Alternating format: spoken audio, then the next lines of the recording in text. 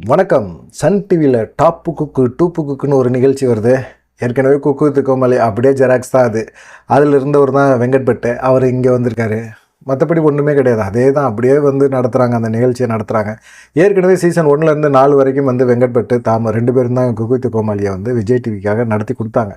அதில் இருக்கிற தயாரிப்பாளர் தான் வந்து பார்த்திங்கன்னா இங்கே சன் டிவிக்கு மாறிட்டார். சன் டிவிக்கு மாறினோன்னா அங்கே இருக்கிற குக்கு வித் கோமாளியில் இருக்கிறவங்க எல்லாத்தையுமே இங்கே கூட்டிகிட்டு வந்துட்டார். கூட்டிகிட்டு வந்ததில் தாமு மீதி இந்த புகழ்கள் மீதி கோமாளிகள் எல்லாமே பார்த்திங்கன்னா அந்த சைடு ஸ்ட்ராங்காக உட்காந்துட்டாங்க. விஜய் டிவி நமக்கு நம்பிக்கையான டிவி, நம்மளை கொஞ்சம் வளர்த்து விட்ட டிவி அப்படிங்கிறத அவங்க நம்புகிறாங்க. ஏன்னா விஜய் டிவியில் நீங்கள் ஒரு ஷோக்குள்ளே உள்ளே போயிட்டீங்க அப்படின்னா தொடர்ந்து அவங்க வந்து ஒவ்வொரு ஷோவிலையும் அவங்கள கொண்டு போய் அறிமுகப்படுத்திக்கிட்டே மக்கள்கிட்ட வந்து ரீச் பண்ணி விட்ருவாங்க. அது மாதிரி தான் நிறைய பேரை வந்து அப்படியே அடுத்த ஷோக்களில் கொண்டு போய் அவங்கள பெரிய லெவலில் மக்களுக்கு மத்தியில் பிரபலப்படுத்தி அவங்க சினிமா நடிப்பு வாய்ப்புகள்லாம் வாங்கி கொடுத்தாங்க. சன் டிவியில் அப்படி செய்வாங்களா அப்படிங்கிறது தெரியாது. ஏன்னா சன் டிவியில் வந்து அந்த ஷோ நடந்து முடிஞ்சிருச்சா அதோட சரி அவங்கள அப்படியே பேக்கப் பண்ணி அனுப்பிச்சிடுவாங்க. சன் டிவி வந்து பெருசாக இதுக்கு வந்து ப்ரொமோட்லாம் பண்ணுவாங்களா அப்படிங்கிறது தெரியாது. குக்கு வித் கோமாளி பார்த்தவங்களுக்கு எப்பயுமே வந்து அதுதான் பார்க்கணும் அப்படிங்கிற எண்ணம் இருக்குது. அதனால அந்த டயத்தில் வந்து இவங்க குக்கு டாப்பு குக்கு இதை வந்து ஒளிபரப்பு பண்ணல.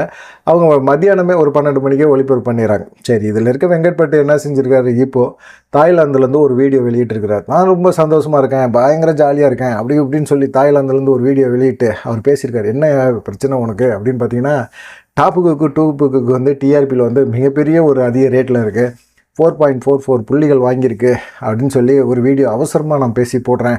இதை கேட்கும்போது எனக்கு அவ்வளோ சந்தோஷமாக இருக்குது. இது போல் மக்கள் வந்து எனக்கு ஆதரவு கொடுக்கணும் அப்படின்னு சொல்கிறாரு.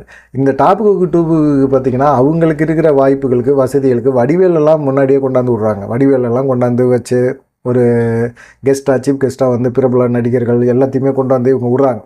இதனால் பார்த்திங்கன்னா அவங்களுக்கு வந்து கொஞ்சம் டிஆர்பி ஏற தான் செய்யும். நடிகர்களை அப்படி பார்க்கணும், வடிவேலை பார்க்கணும், அவர் என்ன பண்ணுறாரு அப்படிங்கிற மாதிரி, சிங்கம் புலியெல்லாம் அதில் வந்து குக்காக இருக்கிறாரு அப்படிங்கும்போது அதெல்லாம் பார்க்கணும் அப்படிங்கிற ஒரு எண்ணம் இருக்கும்.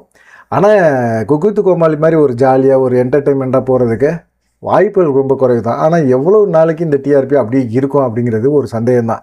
ஆனால் வெங்கட்பட்டு வந்து விஜய் டிவியை விட்டு போன ஒரு விஷயம் இருக்குல்ல, அது ஏற்றுக்கவே முடியாது. அவர் அங்கே போயிட்டு இப்படி ஜாலியாக நான் இருக்கிறேன் பாத்தியா என்ன அப்படி இப்படிங்கிற மாதிரிலாம் சீனை போட்டுக்கிட்டு இருக்கிறாரு. அது எங்கே பார்க்கும்போது சரி இவர் சீன் தான் போடுறாரு அப்படிங்கிறது நல்லா தெளிவாக தெரியுது. காரணம் வந்து என்னன்னு கேட்டிங்கன்னா, அங்கே வந்து ஷூட் பண்ணுறது வந்து ஒரு 10 நாளைக்கு தான் ஷூட் பண்ணுறாங்க. மீதி நல்லா நான் ஃப்ரீயாக தான் இருக்கிறேன், ரொம்ப என்ஜாய் பண்ணுறேன் லைஃப்பை, தாய்லாந்துக்கு வந்துட்டேன் பார்த்தீங்களா, எப்படி என்ஜாய் பண்ணுறேன் பார்த்தீங்களா அப்படிங்கிற மாதிரி அவர் சொல்லிகிட்டு இருக்கார். அதே டீம் தான் இங்கேயும் குக்கு வித் கோமாளியில் இருந்தது, அதே டீம் தான். இப்போ தான் அவங்க சன் டிவிக்கு மாறி போயிருக்காங்க.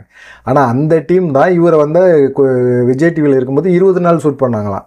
இங்கே போய் சன் டிவிக்கு போகும்போது ஒரு 10 நாள்லேயே ஷூட்டிங்கை முடிச்சிடுறாங்க. இப்போ வந்து நாங்கள் ஜாலியாக இருக்கோம், சந்தோஷமாக இருக்கோம் அப்படின்னு சொல்லி இவர் பேசுகிறத கேட்கும்போது காமெடியாக தான் இருக்குது.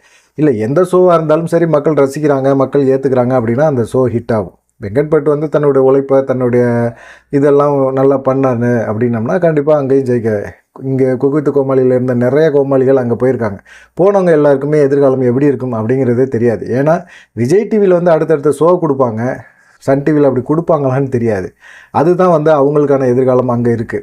ஆனால் வெங்கட்பட்டு என்ன தர்றாரு, தன்னுடைய சுயநலத்துக்காக நிறைய பேர்த்த கொண்டு போய் போட்டு அவர் போகும்போது விஜய் டிவியில் இருக்கவங்கள கூட்டிகிட்டு போயிருக்கக்கூடாது. விஜய் டிவியிலே விட்டுட்டு போயிருக்கணும். புதுசாக ஆட்களை வந்து கொண்டு வந்து வச்சு ஷோவை நடத்தியிருக்கணும். அப்படி நடத்தாமல் விஜய் டிவிக்கும் துரோகம் பண்ணிவிட்டு இப்போ அங்கே போய் சன் டிவியில் போய் நான் ரொம்ப ஜாலியாக இருக்கேன், ரொம்ப ஃப்ரீயாக இருக்கேன், ஹாப்பியாக இருக்கேன் பார்த்தியா அப்படிங்கிற மாதிரிலாம் பேசுகிறதெல்லாம் ஏற்றுக்கவே முடியாது அப்படிங்கிற மாதிரி தான் சொல்லிட்டு இருக்காங்க.